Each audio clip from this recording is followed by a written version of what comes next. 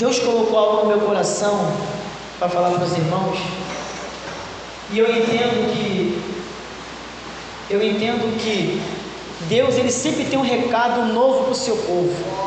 Ainda que a gente possa pregar esse mesmo texto e esta mesma palavra em qualquer lugar e Deus falar, eu entendo e eu ouso na presença do Senhor entender que Deus sempre tem uma palavra específica para o seu povo, porque sempre o povo precisa ouvir algo da parte do Senhor.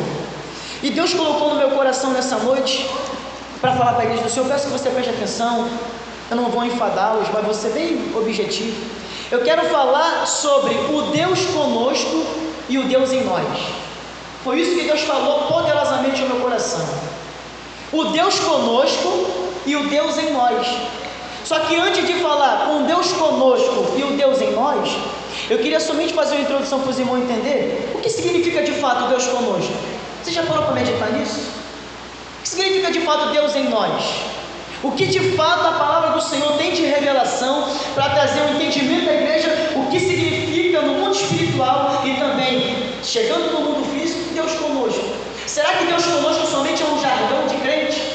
Será que Deus conosco somente é uma palavra mágica que nós falamos para repreender o diabo? Será que Deus conosco somente é algo que nós nos apoiamos para poder vencer as lutas? Será que Deus conosco é somente algo que a gente tem por fé de que nada vai nos atingir, bala perdida não vai nos atingir, facada não vai nos atingir, o ladrão não vai bater na nossa porta porque Deus está conosco? Será que é isso? E a Bíblia tem muito mais a falar a respeito desse assunto. E Deus tomou meu coração com essa porção da Bíblia. Nós fizemos uma leitura inicial em Gênesis 6, e diz o texto de Gênesis 6, versículo 3 o seguinte: e disse o Senhor, você leu, é uma sentença, e eu gosto muito, desde jovem, ainda sou, mas desde quando eu aceitei Jesus, eu amo as sentenças que Deus libera sobre a terra. É coisa linda, todas as sentenças, tanto sentença de bênção, quanto sentença de juízo. Sabe por quê? Porque as sentenças do Senhor são perfeitas, porque estão condicionadas ao seu caráter. Deus jamais vai sentenciar algo na terra, Deus jamais vai sentenciar algo no céu, no mundo espiritual, equivocadamente. Não, Ele é eterno, Ele é imutável. Então tudo que Deus sentencia no céu e tem reflexo na terra é perfeito. Quantos creem que o dilúvio foi perfeito? Se a gente parar para olhar na visão humana, foi um castigo severo demais, mas foi perfeito o dilúvio, porque foi uma sentença dada pelo Senhor soberano. Então eu amo a sentença de Deus, aprendi a amar. E Deus sentenciou o seguinte: não contenderá o meu espírito com o homem para sempre, porque o homem é carne. E isso é muito tremendo, que quando eu parei para esse texto, até chegar aqui onde eu vou chegar, eu observei que Deus, Ele julga de uma forma santa. Então a gente nunca vai entender o julgamento do Senhor, ainda que a Bíblia nos leve a uma reflexão, ainda que a Bíblia nos ensine, ainda que a Bíblia apele por apóstolo Paulo, pelo apóstolo Pedro, a que a gente venha entender pela mente de Cristo, porque o apóstolo Paulo disse aos Coríntios e aos Efésios que nós temos a mente de Cristo, e pelo fato de a gente ter a mente de Cristo, nós podemos entender os planos de Deus, mas nunca na totalidade. Então disse o Senhor: não contenderá para sempre o meu espírito com o homem. E aqui eu fui buscar o que significa isso, não contenderá. O termo hebraico não tem uma definição singular, são várias definições, e uma das definições que tem a palavra contender no hebraico é agir, é ter liberdade, é ter domínio. Então o Senhor viu, e você vai ler depois em casa, que o homem não tinha espaço para Deus trabalhar. O homem não dava espaço para Deus trabalhar. A inclinação do homem, diz o versículo 5, era para o mal. Os pensamentos, os desejos, ou seja, a razão e os sentimentos do homem estavam totalmente comprometidos pelo pecado adâmico. Então o Senhor viu que não fazia mais sentido contender com o homem, agir no homem. Tinha que puni-lo, tinha que sentenciá-lo, tinha que castigá-lo. E esse é o cenário do mundo, irmãos. Diz a palavra do Senhor em Apocalipse, em 1 Tessalonicenses, que o mundo está debaixo da ira do Todo-Poderoso, mas dentro do mundo tem um povo que vai ser livrado, vai ser poupado, vai ser tirado da terra e não vai passar por essa ira. E você faz parte. Então eu quero falar sobre Deus conosco. significa isso. Isso é tão interessante que a gente não pode falar que o Espírito Santo é limitado, porque não é. Ele é o dono da obra, ele é o agente, ele é o operário, ele que faz tudo. O primeiro versículo de Gênesis está lá o Espírito trabalhando, pairando, o Pai dando a ordem e haja, o Filho sendo o instrumento da criação e o Espírito Santo operando sobre a face das águas e dando forma ao que não tinha forma. Então o Espírito Santo não é limitado, mas o homem limitou a ação de Deus por causa da inclinação da mente e a inclinação dos pensamentos. E o maior apelo que o diabo faz à igreja é esse. E eu já vivi muitos anos aprisionado pelo inimigo, por isso eu falo com propriedade nessa noite. Por muitos anos o inimigo prendeu minha mente e meu coração. Por muitos anos o inimigo foi senhor dos meus pensamentos. Por muitos anos o inimigo foi senhor dos meus sentimentos.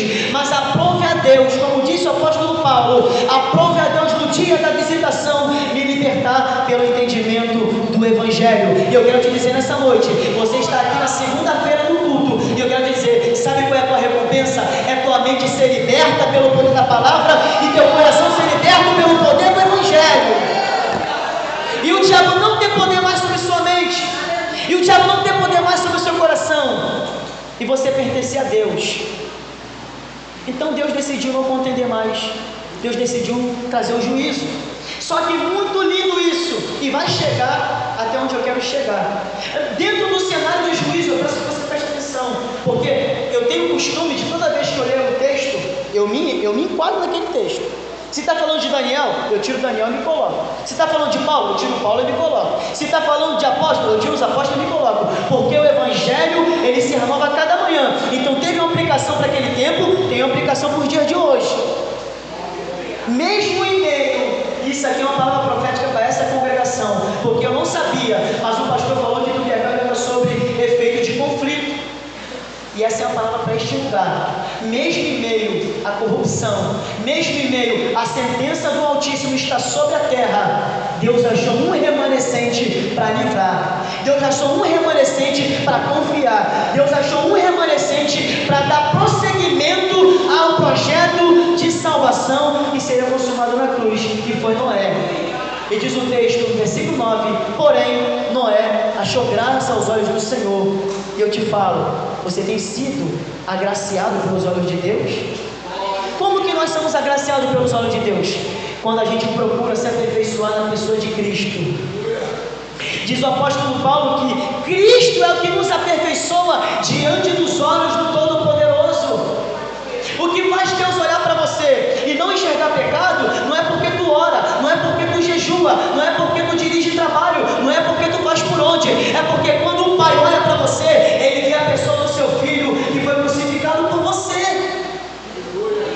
Então Noé foi achado graça diante do Senhor, e Deus contou com ele, assim como Deus conta comigo, como Deus conta contigo. E a limitação do agir de Deus por meio do Espírito foi tão intensa que o Senhor já não confiava o Espírito Santo sobre toda a carne. O Senhor escolhia, capacitava e derramava. Sempre vai ter esse passo a passo. Nós temos visto um evangelho barato de 99 que diz assim: venha que Deus vai te levantar, venha que Deus vai te usar, venha que você vai ser uma tocha. Isso é verdade, mas primeiro Deus chama, capacita, derrama e levanta. Não tem como pular etapas. Deus vai chamar, o pecador vai se arrepender. Deus vai capacitar, o pecador vai vencer. Deus vai derramar, o pecador vai se levantar. E aí Deus vai usar poderosamente para botar o inferno em retirada e para salvar as almas. Porque o poder foi confiado à igreja, diz o apóstolo Paulo em Atos 13:47, para a salvação dos perdidos. O poder é confiado a mim e a você, para você salvar as almas. O poder é confiado a mim e a você, para você abrir a boca e deixar o Pai falar. O poder tem uma finalidade. Isso foi tão intenso que Deus não entregava mais seu Espírito para qualquer pessoa. Aí Deus escolhia, capacitava e derramava. Isso nós vemos em Êxodo, quando o Senhor falou para Moisés, após Jetro orientar Moisés: Moisés, está muito cansado. É por isso que o pastor precisa de obreiro. É por isso que as irmãs que dirigem o trabalho precisam de auxiliar, porque cansa o trabalho, cansa, fadiga, entristece, machuca, suga as forças. Já te falou, Moisés, você está cansado, escolha homens capacitados, homens sinceros, homens verdadeiros. E diz o Senhor no alto do monte para Moisés: Moisés, tu escolheu os 70, escolhi, Senhor, são anciões, são homens poderosos, são homens verdadeiros, são homens que têm influência em Israel. Então faz o seguinte, Moisés, já que você escolheu os 70, eu vou tirar uma porção do Espírito que está sobre você e vou derramar sobre os 70. Isso nos parece poderoso, sim ou não? É poderoso, mas eu devo te dizer que hoje em dia é mais poderoso ainda o que Deus faz em nosso meio. É mais poderoso ainda, irmão. Naquela época o Espírito descia sobre uma vida para capacitar para uma finalidade. Quando Deus escolheu o tabernáculo e entregou para Moisés, Deus capacitou um homem para poder trabalhar no tabernáculo, Bezaleel, para trabalhar com ouro, com cobre, com prata.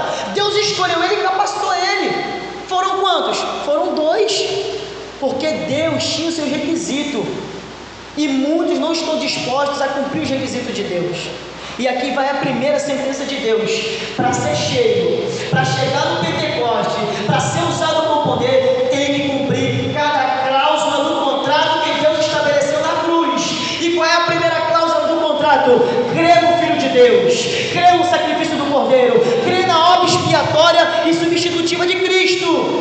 E qual é a segunda cláusula? Obedecer a palavra da verdade, obedecer ao Evangelho, obedecer a doutrina, não fugir, não olhar para a direita, não olhar para a esquerda. Então você vê que ao longo da história, nessa retrospectiva que eu estou fazendo com os irmãos, você vê que o Espírito Santo não era dado de forma plena, na sua plenitude. Mas por que eu estou falando isso? Por que você está falando isso, pregador? Porque hoje você tem à sua disposição a plenitude do Espírito Santo para você usufruir. Hoje está disponível, meus amados irmãos. Hoje Deus não vai tirar, e com toda a liberdade, Deus não vai tirar o Espírito que está sobre esse homem para derramar sobre você, não. Deus vai dar para este homem e vai dar para você também. O mesmo Deus que capacita o nosso pastor Gustavo é o que te capacita. O mesmo Deus que usa ele é o que te usa. O mesmo Deus que dá sabedoria e estratégia para ele é o mesmo Deus que dá estratégia para você também. Deus conosco, Deus em nós. Nós acabamos de ler em Atos 2 o seguinte: todos foram cheios do Espírito Santo, foram capacitados, foram revestidos. E eu queria dizer para a igreja: o Espírito Santo é para você. O diabo tenta de todas as maneiras tirar a nossa convicção. Não merecemos. É bom falar isso, é bom salientar isso. Porém é nosso, pertence a nós. Por quê? Porque o Espírito Santo é uma promessa, igreja. Quem é que crê em promessa? Quem é que está sendo sustentado por promessa? O Espírito Santo é promessa sobre a tua vida. O Espírito Santo é promessa sobre a minha vida. E diz o Senhor por meio de Isaías o seguinte: Isaías 44, versículo 3: eis que derramarei água sobre o sedento e saciarei a fome dos famintos. Então um requisito também que vale ressaltar aqui para ser cheio é ter sede, é ter fome. Você lembra quando você buscava o batismo com o Espírito Santo? Eu lembro quando eu busquei. Eu chorava. E eu busquei tanto assim. Eu era jovem, não entendia muito. Eu busquei tanto assim, eu exigia tanto de Deus o batismo com o Espírito Santo, que Deus levantou o profeta na terra e falou assim: ei jovem, calma, não é o tempo. Deus vai te batizar, mas não é o tempo. Então você tem que ansiar pelo Espírito Santo, você tem que clamar pelo Espírito Santo, você tem que fazer com Deus algo diferenciado. Só que tudo isso que eu estou pregando aqui, igreja, não está em você, está nele próprio. Não está em você, não está na força do teu braço, não está nas tuas capacidades intelectuais, não está na tua razão, não está na tua emoção. Está restritamente a graça, está restritamente a misericórdia. E se tem um recurso que nós hoje temos que usar, é o recurso da graça, é o recurso da misericórdia. Não é pecado pedir, não é pecado clamar, não é pecado falar com Deus. O diabo, eu estou falando o que eu estou vivendo. O diabo, nesses últimos dias, tem colocado a gente dentro de um casulo. E que casulo é esse? É o casulo de você ter vergonha de falar com Deus, de você já não pedir mais a Deus o que a igreja primitiva pedia. Se você olhar o texto da igreja primitiva, os apóstolos dentro do cenáculo, qual era o pedido deles? Era para que Deus derramasse sobre eles. Quando Judas morreu, eles se reuniram e falavam: Senhor, Judas morreu, é necessário o Senhor levantar outro para continuar do nosso lado. E o Espírito Santo, interessante demais isso. Tudo que os apóstolos pediam, o Espírito fazia. Tudo que os apóstolos clamavam, o Espírito fazia. Sabe por quê? Jesus, antes de morrer, disse: se a minha palavra estiverdes em vós e vós estiverdes em mim, tudo que pedires ao Pai em meu nome vos será concedido. Então eu quero dizer para a igreja aqui nessa noite: se você estiver dentro do projeto de Deus para a sua vida, pode pedir, pode clamar, pode entrar na presença do Senhor e pedir o mais absurdo que você estiver pensando. Ele vai fazer, Ele vai realizar, Ele vai te dar, porque Deus é conosco e em nós. João 14,16, o Senhor lançou a promessa, e hoje eu chorei quando eu li essa promessa, porque eu estava muito triste. Eu tenho andado esses tempos muito triste, por causa da luta, pregando, as lutas espirituais, a família. Eu tenho andado um pouco triste, mesmo pregando. E hoje, quando eu li o texto de João 14,16, Jesus estava dando as últimas orientações ao seu discípulo. O Calvário estava esperando, o Getsemane estava aguardando. João 14 começa as últimas palavras de Cristo, 14, 15 e 16. 17 ele já está no Getsemane. E ele disse: eu vou. Ele já estava revelando o projeto. Aí ele falou assim: mas eu não vos deixarei órfãos, eu rogarei ao Pai, e Ele vos enviará outro Consolador. Por que outro Consolador? Porque Jesus deixou bem explícito o discípulo, por meio de João Batista, que enquanto o noivo está, ninguém tem direito de se entristecer, mas quando o noivo for tirado, aí sim vão jejuar, aí sim vão orar, aí sim vão chorar. Só que o noivo sai, mas aquele que opera a salvação chega. E aí Jesus falou: eu vos enviarei outro Consolador. E se tem algo que o Espírito faz, é te consolar. O Espírito te consola sem você sentir. O Espírito te consola sem você derramar lágrima. O Espírito te consola sem você saber que está sendo consolado. Como pregador, que o Espírito faz isso?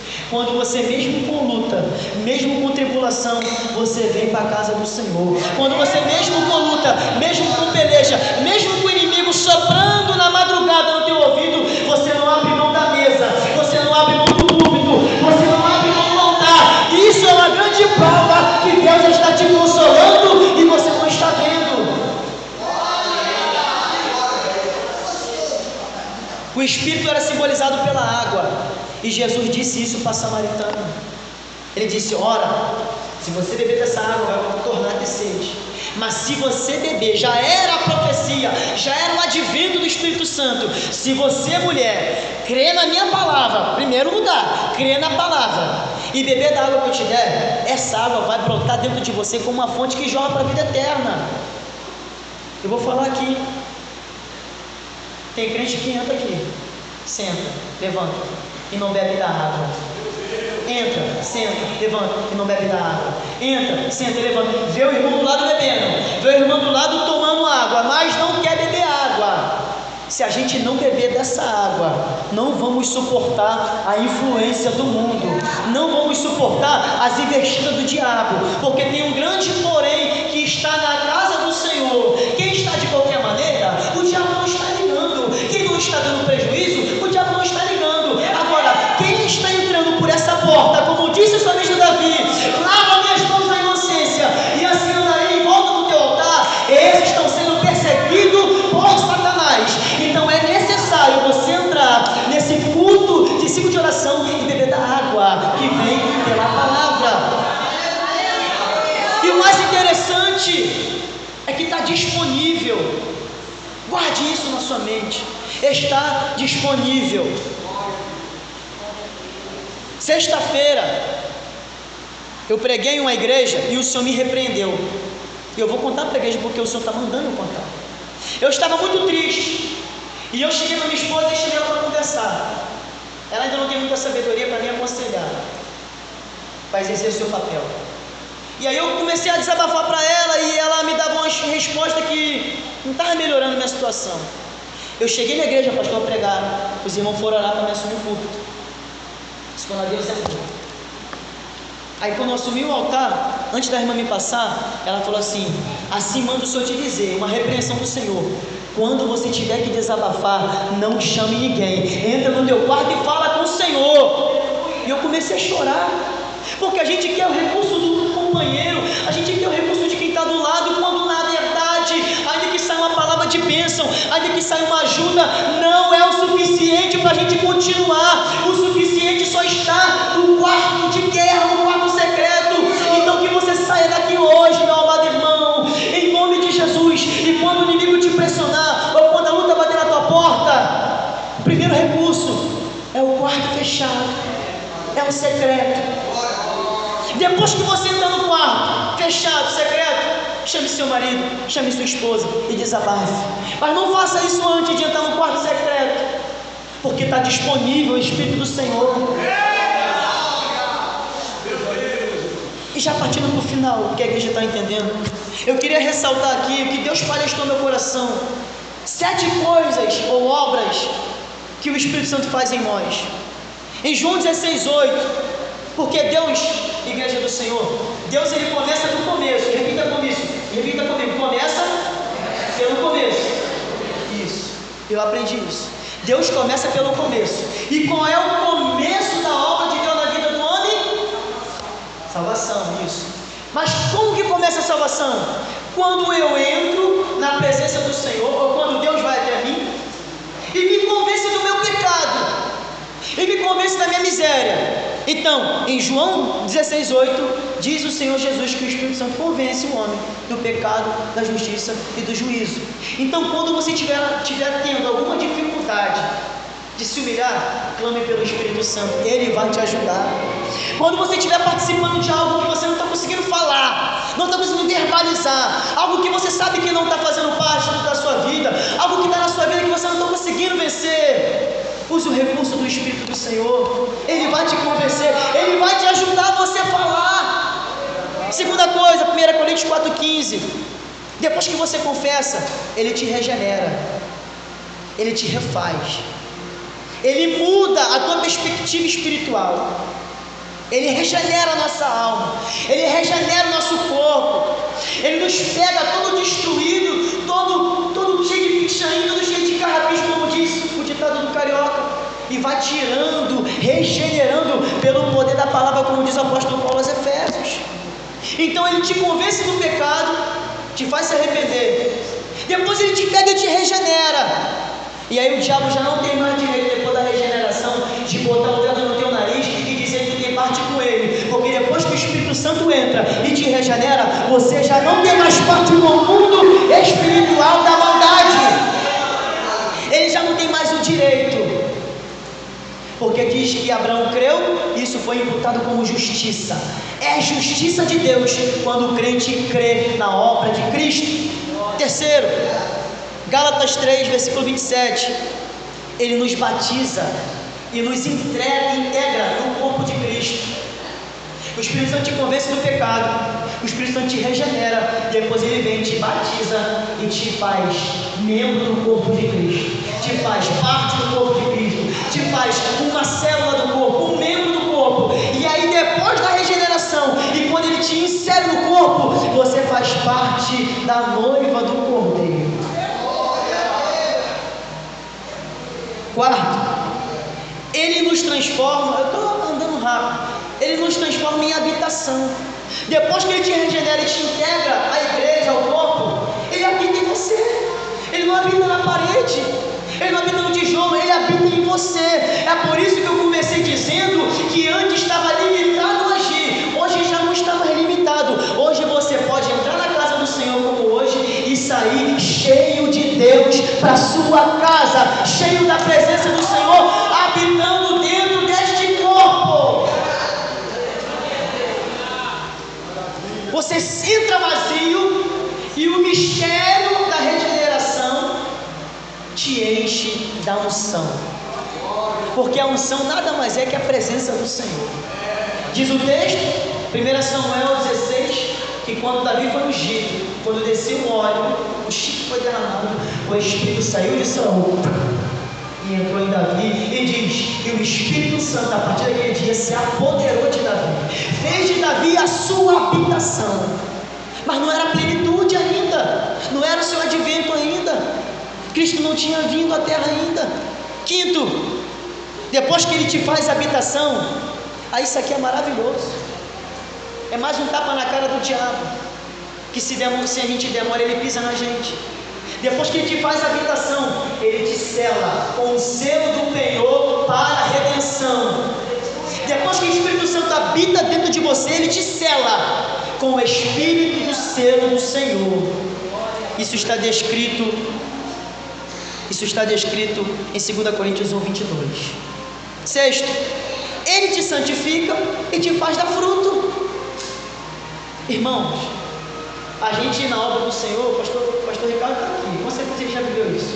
A gente vê crente produzindo e crente não produzindo. Ora, os dois estão na mesma casa. Ora, os dois estão participando do mesmo cálice e do mesmo corpo. Ora, os dois estão debaixo da mesma autoridade profética. Por que um produz e o outro não? Porque um está permitindo Deus santificar e por meio da santificação dá fruto, e o outro ainda não chegou a essa compreensão e esse raciocínio. É requisito, irmão, o crente frutificar. É requisito o crente frutificar. Mas não frutificar para o público, não frutificar para ser visto, frutificar para o reino espiritual. Então o Espírito Santo, em sexto lugar, ele te santifica, te traz a semelhança de Cristo, que é a santidade, que ele foi o único homem perfeito na santidade, e te faz frutificar. E diz o Senhor Jesus ainda em vida no seu ministério, João 15: vós está limpo pela minha palavra, e todo ramo que há em mim, que faz? O Pai limpa, poda, vai tirando, para que aqueles que estão frutificando façam o quê? Frutifiquem mais ainda. Irmão, nós estamos no quinto mês do ano de 2023. Eu sei que você já deu fruto, mas a voz do Senhor é: frutifique mais ainda, dê mais fruto, dê mais fruto, dê mais resultado, porque Deus está conosco. Sétimo, depois de você ter esse auge, esse ápice, vai ter dia que você não vai estar no ápice, vai ter dia que você não vai estar no auge, vai ter dia que você não vai querer pregar, vai ter dia que você não vai querer orar, vai ter dia que vão te dar a oportunidade de você vai mais pelo testemunho do que pela vontade. Nesse dia, a sétima coisa que eu quero falar que o Espírito Santo faz, ele vai interceder por você, ele vai te sustentar, ele vai te pegar e vai te apresentar ao Pai, intercedendo por você, mesmo sem voz, mesmo sem palavra, somente com as ânsias da tua alma. O Espírito Santo vai pegar aquelas ânsias da tua alma, aquela tristeza que você não verbalizou, e vai apresentar ao Pai como um sacrifício, porque diz o salmista Davi no Salmo 51, que holocaustos e sacrifício não satisfazem o Senhor, mas o coração contrito e quebrantado, esse não rejeitará. Deus conosco, igreja. Deus conosco, Deus em nós. Resultado não é para ser amostrado. Resultado não é para ser exposto numa prateleira. Não. Resultado, o Senhor que revela. O Senhor que manifesta. Você se lembra de Elias? Quem foi que fez o marketing de Elias? Tisbé? Aonde está Tisbé?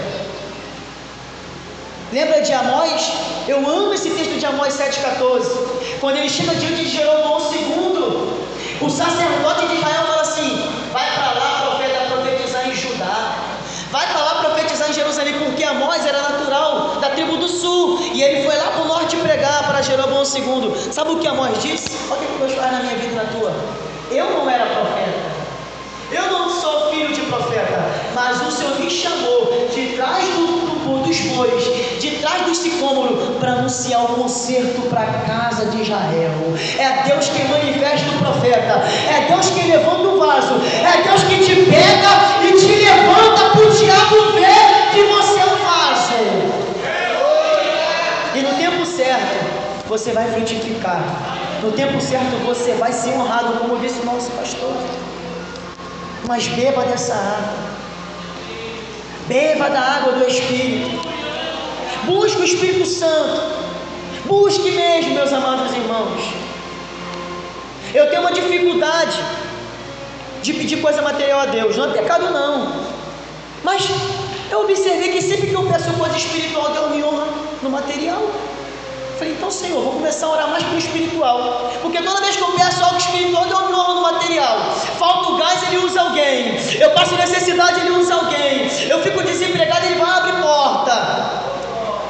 Eu fui mandado embora do trabalho, eu falei assim, Senhor, me dá um tempo para me descansar e te buscar, mas não permite, Senhor, que acabe meu auxílio e eu fique dependendo, porque eu pago aluguel. Irmãos, quando eu saquei o último auxílio, eu recebi uma ligação para trabalhar, e aí eu fiquei preocupado.